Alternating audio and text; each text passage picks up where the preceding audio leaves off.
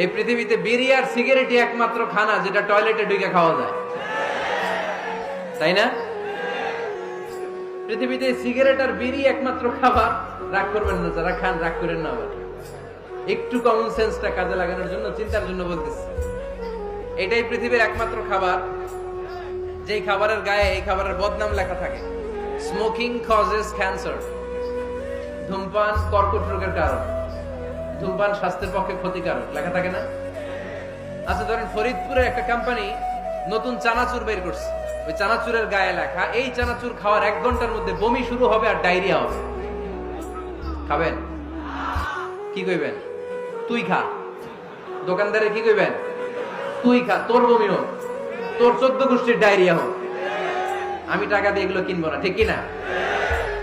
কারণ এই প্রোডাক্টের গায়ে এই প্রোডাক্টের বদনাম লেখা, এটা আমরা কিনবো কেন? কিন্তু সিগারেটের উপরে সিগারেটের